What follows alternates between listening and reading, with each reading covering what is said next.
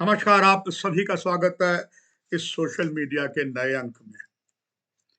जैसा कि आप भली-भांति से परिचित हैं कि इस प्रातः के जो कार्यक्रम होता है, इसमें देश और कई बार विदेशों में छपे वो समाचार जो हमारा ध्यान आकर्षित करते हैं, उसी को लेकर ये प्रोग्राम सुबह आते हैं और अलग-अलग खबरों को देते हैं। आइए, उस क्रम को जारी रखते हुए आज भी ये आरंभ करते हैं और सबसे पहली जो खबर राष्ट्रीय स्वयंसेवक संघ, जिनके 100 वर्ष पूरे हो गए हैं।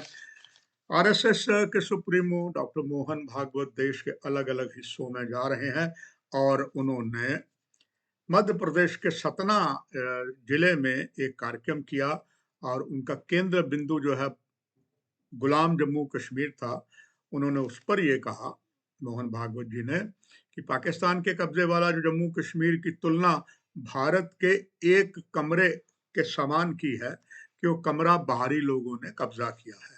यानी कि सीधा-सीधा कश्मीर का एक हिस्से का कब्जा जो है पाकिस्तान ने किया है और उन्होंने इस बात पर जोर देते हुए कहा कि फिर इसे हासिल किया जाना चाहिए।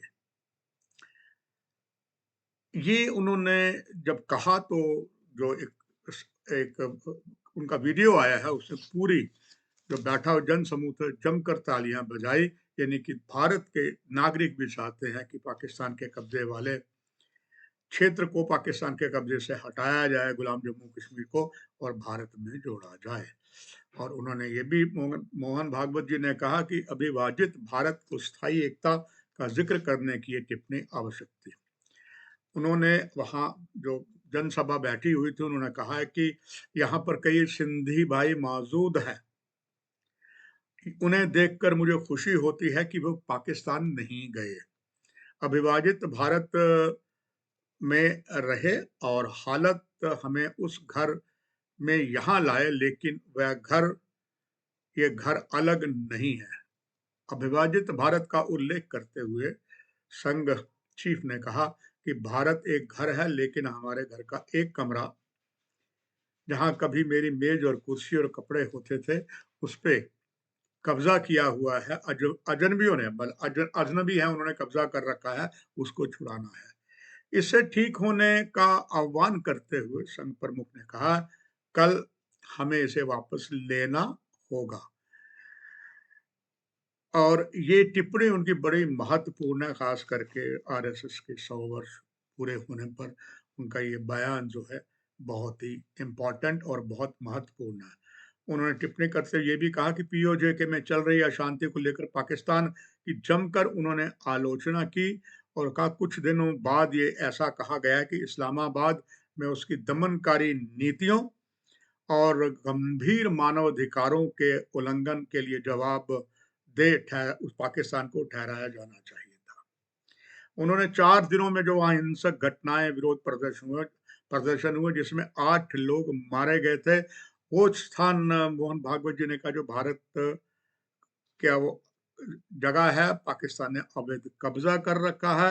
हमारा मानना है कि पाकिस्तान की दमनकारी और गैर कानूनी कब्जे वाले कश्मीर में ऐसा हुआ है, उसको हमें खाली करवाना है।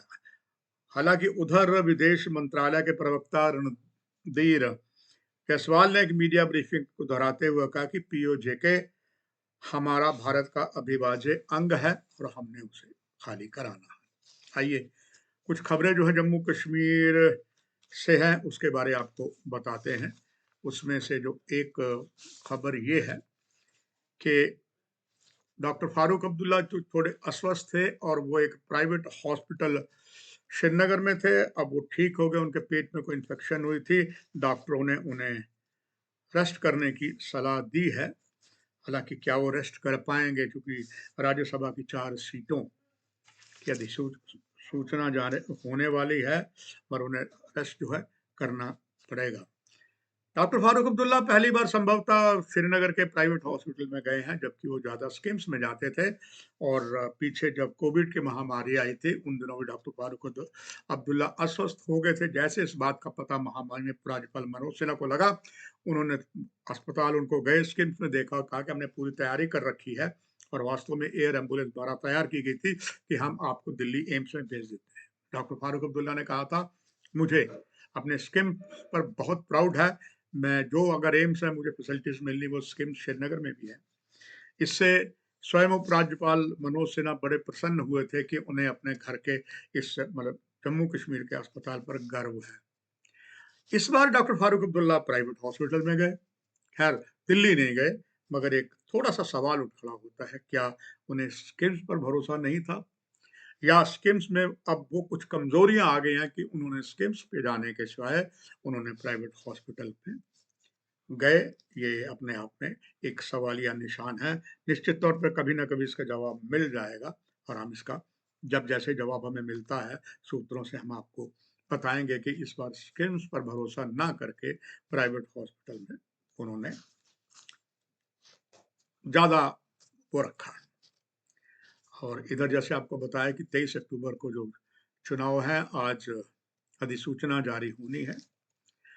उधर एक बार फिर से उमर अब्दुल्ला साहब ने एक बयान दिया है जो बड़ा ही महत्वपूर्ण है और उस बयान में उन्होंने ये कहा कि अभी भली-भांति ये परिचित है कि श्रीनगर में विधानसभा का संक्षिप्त सत्र होने वाला है और उसमें उन्होंने कहा है कि हम पूर्ण राज्य की प्रस्ताव जो है पूर्ण राज्य का हम लाएँगे।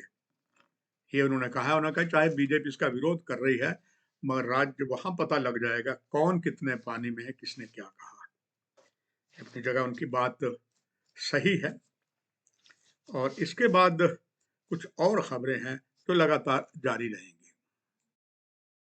ये खबरों का सिलसिला और बढ़ाते हैं और एक खबर जो है वो ध्यान आकर्षित करती है कि गुलाम जम्मू कश्मीर में जो पाकिस्तान की दमनकारी नीतियां हुई, उसमें कई लोग मारे गए और कई लोग घायल हुए और अनेकों लोगों को गैर कानूनी ढंग से अलग-अलग जगहों पर गिरफ्तार किया गया है। उस पर एक बात निकली है कि कश्मीर के जो नेता हैं, कश्मीर के राजनीतिक दल हैं, इस पर वो खामोश क्यों रहे, चाहे सत्ताधारी दल उनके समर्थक हैं या विपक्ष में है, किसी ने इस संबंध में कुछ नहीं कहा। एक सवालिया का निशान आ गया है। कश्मीर में अगर एक पत्थर भी कहीं फेंका जाता है, अलग-अलग प्रमुख राजनीतिक दलों की बातें आनी शुरू हो जाती हैं और अच्छी खासी निंदा की जाती है शासकों की। अगर राज्य की बात है तो सीधा-सीधा जो है कांग्रेस नेशनल कॉन्फ्रेंस गठबंधन सरकार को, खास करके उमर अब्दुल्ला साहब की सरकार को बहुत ज़्यादा निंदा की जाती है। मगर इस बार इतना बड़ा कांड हुआ और वो भी जानते हैं कि जो पाकिस्तान ने कब्जा कर रखा वो वास्तव में भारत का अविभाज्य अंग है और इसके लिए बाकायदा लोकसभा में सर्वसम्मति से बिल भी पारित 90 के दशक में हुआ था और मगर इस बार वो पूरे खामोशी रहे। ये अपने आप में थोड़ा-सा अचंभा लगता है।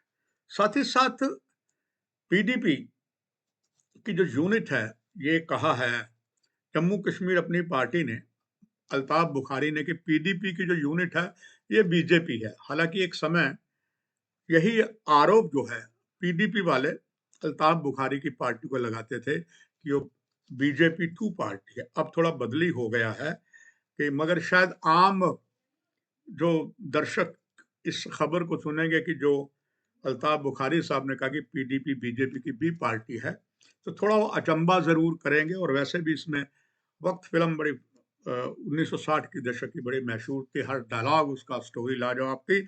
उसमें एक डायलॉग था, चुराई सेठ जिनके खुद शीशे के महल होते हैं, वो दूसरों पर पत्थर नहीं फेंकते और ये बात संभवतः इस खबर पर भी निश्चित तौर पर बनी है। इसके बाद एक गर्व की बात है सांबा में कर्नल रणबीर सिंह जमवाल अरुणाचल की 2 चोटियों पर उन्होंने फ़तह हासिल किया है। 38 सदस्यों की टीम थी, 6488 मीटर ऊँची इस चोटी पर उन्होंने सफल चढ़ाई की है। उनको शुभकामनाएँ और सांबा में इस बात को हर्षोल्लास भी मनाया गया कि सांबा, जिसे शीटों वाला शहर भी कहते हैं, एक सांबा के सपूत ने कर्नल जम्वाल ने एक कीर्तिमान कर दिखाया है। उधर हालाँकि ऊपर उच्च जैसे यहाँ अलग जगह बर्फबारी पड़ी है, कई जगह भूस्खलन हुआ है, बादल फटे हैं, वैसे ही माउंट एवरेस्ट में बर्फीले तूफान पड़े हुए हैं। 1000 पर्वतारोही पर्यटक जो हैं फँस गए हैं। ये 4900 मीटर ऊँची है, तो अभी उनका पता नहीं लगा है, उम्मीद है जल्दी उसका पता लग जाएगा, तो हम आपको अवगत करवाएँगे। इसके बाद एक और महत्वपूर्ण खबर है काफ़ी आपको इसमें अचंभा लगेगा कि मध्य प्रदेश में एक जगह में एक साँप मिला एक ब्यूटी पार्लर में। ब्यूटी पार्लर की जो मालकिन थी, पीछे उसका जो कमरा था वहाँ गई, तो उन्होंने देखा कि वहाँ पर एक अजीब-सा साँप है। बाहर आई, हल्ला पड़ गया, लोग इकट्ठे हो गए, तो उन्होंने एक देखा एक मोटा, भूरा, चमकदार साँप है। तो किसी ने जो रेस्क्यू टीम होती है वन विभाग की, उसे क्या वो आ गई। उन्होंने उसको पकड़ लिया और वो बताया गया है इस साँप की कीमत ब्लैक मार्केट में 25 करोड़ रुपए बताई गई, 25 करोड़ रुपीज़ बताई गई है। इसका वज़न 7 किलो है और ये इसका नाम जो रेड सैंड बोआ है, इस साँप का नाम जो है, ये विषहीन है। हालाँकि इसको दो मुहैया साँप भी कहते हैं, चमकीला है और ये दो मुहैया साँप है, ये ज़्यादा अगर चूहों वगैरह को कोई मारता है, कहा जाए जैसे आम दो मुहैया साँप के बारे में कहा जाता है कि वो इस तरीके का होता है। तो ये भी एक अजब-गजब खबर में ये खबर है और ये घटना कल ही की है, तो एक अच्छा वक़्त था आप तक पहुँचाऊँ, क्योंकि हर अखबार को हम अलग-अलग तरीके से छानते हैं, देखते हैं, फिर आपके पास लाते हैं। ये भी एक बड़ी महत्वपूर्ण खबर थी, जो आपको इससे अवगत करवाया। इसी के साथ-साथ कुछ और खबरें हैं क्राइम की। अक्सर ये देखा गया है जैसे एक खबर निकली है क्राइम की, बहुत बड़ी खबर है। वो खबर ये है कि एक अपराध शाखा ने केस किया धोखाधड़ी के भारी सरकारी धन की धोखाधड़ी का निवासी का मामला दर्ज हुआ है। इसके लिए बेकायदा एक रजौरी के निवासी मोहम्मद के बेटे चौधरी मुश्ताक है, वो अन्य के खिलाफ टेरिटोरियल आर्मी में नौकरी देने की फर्जी नियुक्ति आदेश के बहाने 41 उम्मीदवारों से 1.43 करोड़ रुपए जब्त लिए गए हैं और ये रिपोर्ट बना दी गई है। इसमें हेमराज बेटा दुर्गाचंद, काव्या नेहरा, अजय कुमार, दोनों वार्ड नंबर 6 नंबर वार्ड और टोथ मेयर बड़ी ब्राह्मणा सांबा निवासी ने शिकायतकर्ता अविनाश भद्रवा डोडा के हैं। माता वैष्णो देवी स्थापना बोर्ड में कार्यरत हैं। उन्हें प्रबंधक के रूप में नौकरी देने के झूठे वादे में 18.55 लाख रुपए हैं, उन्हें धोखा देने की दर्ज की गई है। वैसे और भी कई हैं जिन्होंने नौकरी ट्रांसफर कराने के लिए, नौकरी देने के लिए बहुत कुछ किया है। ऐसी ही कुछ घटनाएँ एम्स में होती है, मगर मैंने स्वयं एम्स के सर्वोत्तम डॉक्टर शक्ति गुप्ता से कहा, उन्होंने कहा टोटली गलत है, कोई किसी को पैसा ना दे, क्योंकि बहुत पारदर्शिता है। इसके बावजूद भी लोग फँस जाते हैं और फिर अंततः इल्ज़ाम आता है, मगर दूध का दूध, पानी पानी का तब हो जाता है जब जाँच की जाती है।